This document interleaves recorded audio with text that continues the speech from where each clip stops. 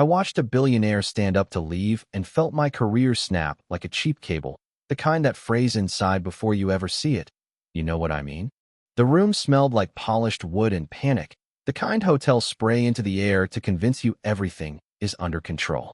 And then a 6-year-old voice, my daughter's, cut through the silence in Arabic, soft and bright as a match struck in a cave.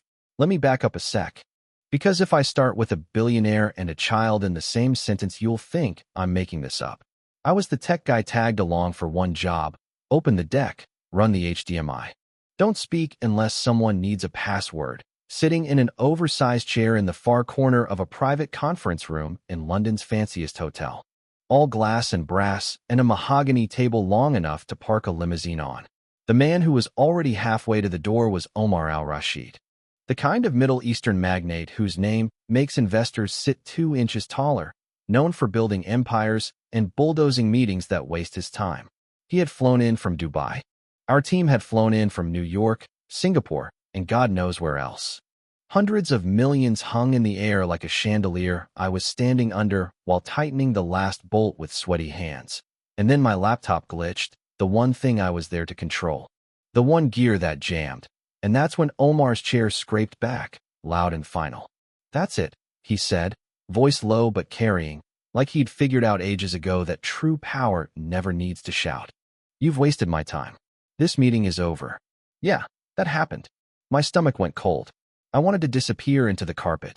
But carpets in places like that don't even have patterns you can hide in. My daughter Emily, who I'd begged my boss to let me bring because childcare fell through and I'm a single dad without a backup bench, had been coloring quietly, legs swinging. A small island of crayons and concentration at my feet.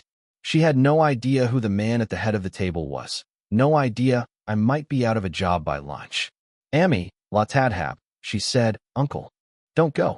Omar stopped mid-stride. The executives stopped breathing. Even the air vents paused. He turned, slow, like a ship. "Who taught you to say that?" he asked, not unkindly. In perfect English that held a desert stillness. Emily looked up, unsure what she'd just detonated. "My dad," she said, shrugging like she'd been caught sneaking cookies. "He says Arabic is beautiful, like stories in Aladdin." I felt my face heat. "I learned a little," I said, standing because it felt wrong to explain about my wife while sitting. Emily's mom, Maya, was Jordanian. She passed when Emily was a baby. I teach her small phrases, so she still has something of her mom with her. There are truths that enter a room and change the temperature without touching the thermostat. That one did. I saw it happen in Omar's eyes, the flare of recognition. The quick calculation to not let it show, the way he almost turned away and didn't. "My daughter," he said, each syllable careful, "was about her age when he stopped, breathed in. The sort of breath you take when you know the next word will cut you again on the way out. She passed away too. I hadn't known that. None of us had." The executives stared at me like I'd hacked his private grief, like I'd done a magic trick I didn't mean to perform. Emily slid off her chair, patting with the solemnity only kids have when they realize adults are hurting. She held up her drawing, a big castle under a cartoon sun, and offered it to him. Small hands lifted like an offering you don't know the rules for, but you try anyway. He crouched to her height. "Shukran, ya esgaira," he said softly. "Thank you, little one. You have given me something I didn't know I was missing." If you've ever watched a room exhale, you know the sound. Chairs settling, throats clearing, hearts landing. Omar looked at me, then at the frozen suits around the table. "Let's begin again," he said, taking his seat as if he'd never left it.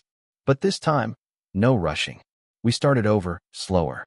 Our lead pitched the vision without buzzwords. I clicked through slides like tiptoeing across a creek on slick stones, each transition a prayer. And then the twist I didn't expect, because every story needs one, knocked on the door with a tray of tea. The hotel attendant, a woman with a silver name tag that read Noor, stepped in, set down the tea service, and caught the corner of Emily's drawing peeking from under Omar's hand. She smiled, one of those smiles that arrive before permission, then glanced at my daughter and, in Arabic, asked if the sun above the castle was meant to be rising or setting. Emily looked to me. I nodded. "Rising," she said. Noor switched to English and told Omar, "In my town near Irbid." My father used to say, if the sun is rising, it's telling you to try again. She looked at the executives, then at me, like she hadn't meant to say anything, but now that it was out, she'd own it. Apologies, sir, she added, backing toward the door. Omar waved her to stay, poured tea for himself, then for Emily, then for me, breaking every rule of power etiquette I thought I understood. In that quiet, the deal reshaped itself. We talked about risk, yes, and market entries, and a bridge facility. But we also talked about kids and language and why a company with our resources should fund programs that teach children to speak to each other across oceans. Power changed shape at that table. It softened without losing strength. Still, a meeting is a meeting, and numbers don't care how tender your heart is. So when we reached the section that had been the sticking point, delivery timelines dependent on a third-party supplier, I braced. This had been our weak flank. Omar tapped his finger once, twice, then asked me, the least senior, the guy in the corner, what I thought. Not our head of strategy. Me. I don't know what possessed me. Maybe it was the tea, or the drawing, or the way he'd spoken about his daughter like the words had edges. If we're honest, I said, voice steadier than my hands. We padded the timeline because we don't trust the vendor to show up when it's hard. We can fix that by bringing the integration in-house for the first 6 months and letting your team embed 2 engineers with ours. Risk drops, accountability goes up, and if it fails, it'll fail in front of the people who can actually fix it. You could hear the inhale around me, the you don't speak like that here. Omar didn't look at them. He looked at me and then at Emily, whose legs were swinging again under her chair, a metronome oblivious to commerce. Done, he said, but only if he's on the team. He pointed at me. I was, in that instant, both hired and terrified. The deal didn't just go through. It carved a new channel. Omar later announced a scholarship in Emily's name for kids to learn languages that weren't spoken in their homes. And I stood there at the launch event in Dubai months later, desert heat in the air like a hand on your chest, watching my daughter in a tiny gold dress she'd picked because it matched the castle's sun, while Omar lifted her onto the stage and told a crowd in English and Arabic. Sometimes business is not rescued by numbers, but by the smallest voice in the room. If this were a movie, we'd cut there on a crane shot, strings swelling. But real life has a habit of adding one more scene. After the speeches, a man I didn't recognize approached me. Late 50s, neat suit, the walk of someone who knows when to be noticed. He introduced himself as Kareem, a former engineer from a factory outside Amman, now working for Omar as a logistics whisperer, the guy who makes obstacles move. He told me he knew Maya's family name. Your wife's uncle, he said, was my professor. He taught us that bridges aren't just steel and cable, they're trust. He glanced toward the stage where Emily was twirling. You built one today without blueprints. He wasn't wrong about the bridge, but he was wrong about who built it. It wasn't me, not really. It was a child who didn't know the rules about who gets to speak in rooms like that, and a man who remembered the weight of a loss that never finishes leaving. We flew home, and the work began. And it was hard. Late nights, 2 teams learning to be one, time zones that make you doubt geography. I kept a photo of the London table as my laptop wallpaper, those teacups, and that castle drawing. A reminder that pressure and grace can share space if you make them.